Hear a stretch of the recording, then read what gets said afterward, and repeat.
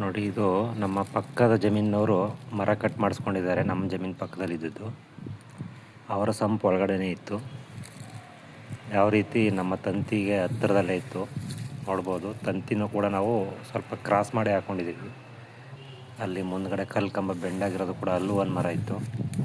So ಮರ ಕಲ್ಲಿಗೆ ಸಿಕ್ಕೊಂಡು ಈ ಮರ ಕಟ್ ಮಾಡಿ ನೆಟ್ ಮೇಲೆ ಕಲ್ಲಿಟ್ಟಿರೋದು. ಒಂದು ವರ್ಷ ಕಲ್ಲು ಮೊದಲೇ ಇತ್ತು, ಮರ ಆಗಿದೆ, ಬೇಗ ಬೆಳೆದು ಕಲ್ಲನ್ನೇ ಬೆಂಡ್ ಮಾಡಿದ್ರು. ಇದು ಈ ಮರ ಈ ಕಡೆ ಹೋಗಿದೆ.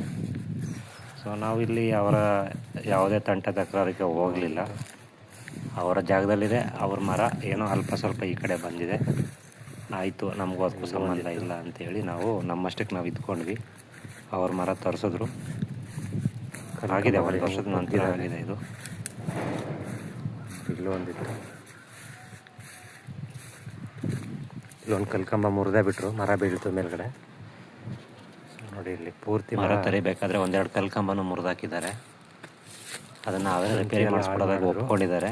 ಅವಾಗಿಂದ ಆದರೂ ಆಗಿಲ್ಲ ಅಂತೇಳಿ ಮಾಡಿಸ್ಕೊಟ್ಟಿಲ್ಲ ಇನ್ನು. ನೋಡೋಣ.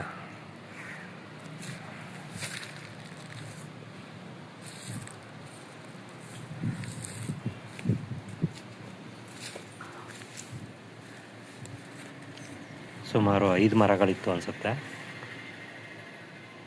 ಈಗ ಸಮಸ್ಯೆ ಇರೋದು ನೋಡಿ, ಇಲ್ಲಿ ಇದು ಕೂಡ ಅವ್ರದ್ದೇ ಜಮೀನು ಕೆಳಗಡೆ ಇರೋದು. ಅವ್ರದ್ದು ಅಂದರೆ ಇನ್ನೂ ಕ್ರಯ ಆಗಿಲ್ಲ, ಅವ್ರ ಹೆಸ್ರಿಗೆ ಇನ್ನೂ ಆಗಿಲ್ಲ. ಈ ಮರ ನಮ್ಮ ಜಾಗದಲ್ಲಿದೆ, ಇಲ್ಲೂ ಅಷ್ಟೇ ಕಲ್ಲು ಕಂಬದಿಂದ ಒಳಗಡೆಗಿದೆ. ಆದರೆ ಅವ್ರು ಹೇಳ್ತಿರೋದು ನಮಗೂ ಇದರಲ್ಲಿ ಅರ್ಧ ಬರಬೇಕು ಅಂತ. ಅಂದರೆ ಆ ವ್ಯಕ್ತಿಗಳು ಜಮೀನನ್ನ ತಗೊಂಡಿರೋರು ಬರ್ತಾಯಿಲ್ಲ, ಜಮೀನನ್ನ ಕೊಟ್ಟಿರೋರು ಬರ್ತಾಯಿಲ್ಲ. ಅಲ್ಲಿ ಕಾವಲ್ಗಿರೋರು ಮಾತ್ರ ಈ ಬಗ್ಗೆ ಮಾತಾಡ್ತಾ ಇರೋದು. ನೋಡಿ, ಅವ್ರ ಜಮೀನು 2-3 ಅಡಿ ಆಳದಲ್ಲಿದೆ, ನಮ್ಮದು 3 ಅಡಿ ಎತ್ತರದಲ್ಲಿದೆ.